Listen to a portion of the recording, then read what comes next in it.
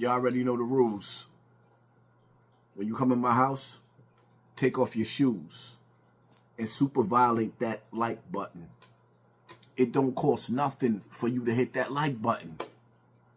Shall we begin? Shall we begin? So, I'm sitting here on the dock looking at the view, and I'm thinking, like, why am I beefing with Cam? And the only reason why is because I just never got to talk to him. He publicly said he wasn't going to talk to me, but almost every OG from Harlem and everyone I respect is like, yo, cut this shit, it's embarrassing. So, Daniel spoke to Cam, and we could resolve this. I just want to talk to him, and it's over. And if you need to, because we can't publicly have us as black people beefing with each other. That's just what they want. They use us to tear each other down. They don't do it. We do it to ourselves, but they usually pay us to do it. And I'm not going to get caught up in that. So I'd prefer to squash this. I want to apologize to Harlem because I know this was embarrassing for Harlem. And I'm man enough, but the thing is, in Harlem, we deal with things different. It also comes with violence. And I can't be violent, and I won't be violent. And I don't want any of my friends to be violent. My job is to keep them out of jail. So the only way I can deal with things, to keep certain things out of the algorithm, is to answer as soon as somebody says something. And my version of violence is just lawsuits. If I could take it to the streets, I would, but we can't. And the Italian Godfather, part 2, he killed his brother. The black Godfather don't kill his brother. He teaches his brother. So, again, if y'all want to sit down and work it out, I don't even want to be a part of that project that y'all doing. I don't really understand what it is. But I feel like 50, Cam, me, if together we show that we could be beefing, pause, and then come together and maybe do a TV show together, something different, or a movie or something, just showing the world that we can work together, then we would prove everyone wrong. They love us tearing each other down, and I'm not doing that shit. And I apologize to my OGs for embarrassing you. But I just wanted to talk to him. And he finally talked to, he finally replied when I hit him with the lawsuit, and I was like, man, now go talk to Daniel. And if you want to, Daniel, if you want, please arrange us to have a sit down. You can bring who you want. And also 50, you're invited too.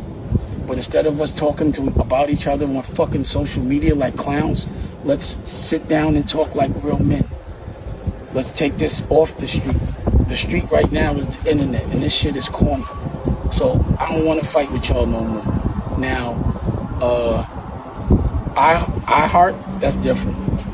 And Revolt, the Tavio, same thing. You stopped replying to me 2 days before I went to the Breakfast Club, but I don't work for you.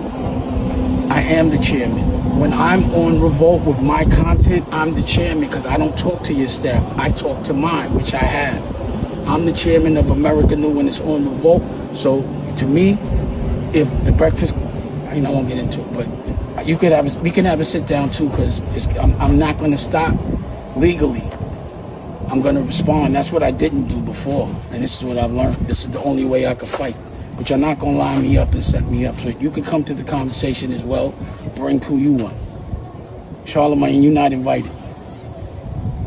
I need real men, pause, masculine. We need to speak like masculine men in each other's eyes and deal with all those problems. So I'm still, if y'all coming at me, pause, I'm going to always hit back. But I'd rather squash this, pause. And this is, please don't take my grace as weakness. We're in front of a lot of people, and this is not the right example. Later. Now, the Dame situation with Cam, I've really been holding back for touching on it. I really didn't want to touch on the situation because I know what it's like to fall out with friends. And it's not a good feeling. I know what it's like I've had good times with people that I would never ever speak to again. You get caught up in the moment of good memories, bad memories, but there's lines that's crossed to the point of no return. So I'm not going to take a side between Cam and Dame. But what I will say to 50 Cent, 50 Cent is like alcohol. You know how you love that Henny. Some of y'all love popping them bottles of Moet. You love, but you know it ain't no good for you. And as much as I love 50, 50 is one of my favorite artists to this day. All around the board. From his interviews that he give, TV shows, movies, music. But I say this. 50 already destroyed New York music. He's the last of a dying breed. When he came through the door, he burnt it down. Destroyed a lot of good artists to the point to where that you got niggas forming, you know, like the Temptations. Nights like this, you see niggas coming together like Mano, Jim Jones, Dave East, Fab. Niggas is forming R&B rap groups. 50 destroyed hip hop. And now you helping to destroy relationships, my nigga. And I'm going to say like this. I love 50. But at the same time, you wrong, my nigga. In the Bible, it says, blessed is the peacemaker. He should be called the Son of God. When you play divide and conquer, you're doing the devil's work. And in this situation with Dame, there's things I wanted to speak on with Dame and Cam. Oh, there's things I wanted to speak on. Like when Cam reached out to Dame's son, I wanted to speak on that, but I didn't. I held back because I don't want to be the one to further divide these niggas. New York been divided. New York has been divided. It's we long overdue to come together, man. This is where hip hop started. And one thing I'm gonna say about Dame, I don't care. Listen, I don't care what y'all say about Dame. I'm going to say this. Everybody who is trying to be an entrepreneur should be sitting down listening to what Dame has to say. Dame didn't just fall off of his feet, my nigga. The gatekeepers destroyed him. Dame didn't just fall off of his feet, my nigga. He was crippled by billionaires and sabotaged. And a lot of people like me, how you see when niggas realize, oh, this nigga channel growing again. He actually made it to the 5. He never had plans on letting me make it to 500,000 subscribers on YouTube. The gatekeepers constantly sabotaging me, putting bots on my channel, slowing it down. Having people behind the scenes at YouTube slowing it down. So I know what it feels like to be suppressed in life, suppressed in the algorithm, and y'all do too. Putting in job applications and nobody's never hiring. And if you do land a job, it's not even enough for you to pay your bills. Some of you niggas is laying up on females that y'all don't even want to be with because you can't pay your bills. But on the flip side with this nigga Dame, you got Kevin Hart, Kanye West, Jay-Z, the whole Rockefeller. Like there's a million millionaires this nigga made. Whether they got the money to this day or not, that's a whole nother story.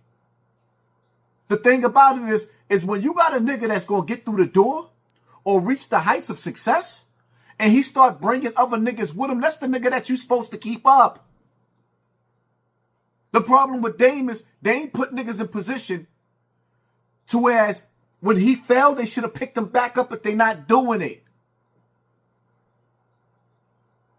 So when you see a nigga like Dame, no, I'm not sitting up there and agreeing with all of Dame ways, because ain't no man perfect, but the reality of it is, how many niggas you know put a nigga on?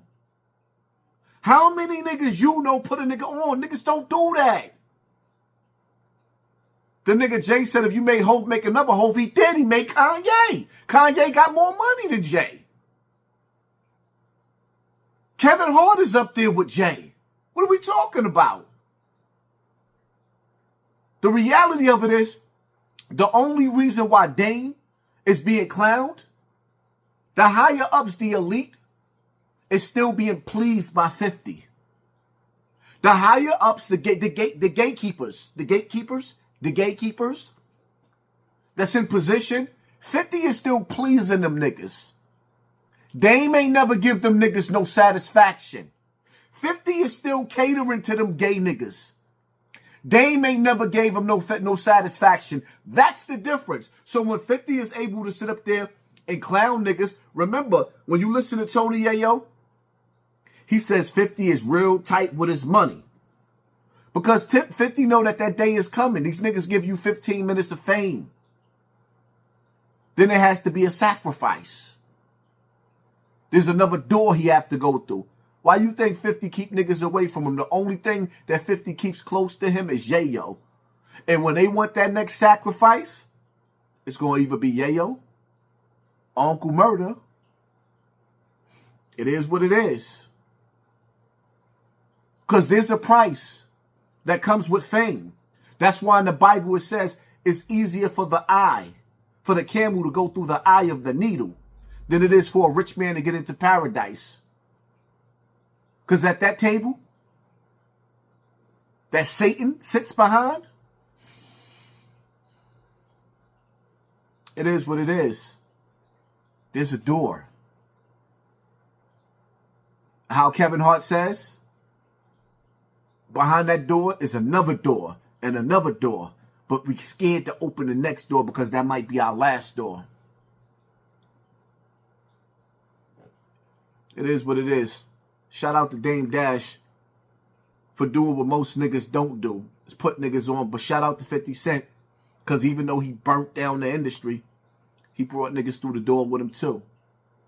It's just that it is what it is. Sometimes niggas fall out. I would love to see 50 Cent and Banks get back together again. I would love to see MOP on stage with 50 again. But will it ever happen? I don't know. It is what it is. That's my take on the situation. Shout out to Dame. Shout out to Cam for actually taking the time out and them brothers just, you know, trying. They been through what they going through, but there's like he said, there's brothers behind the scene. There's OGs behind the scene. Shout out to my OG Daniel. OG, you know,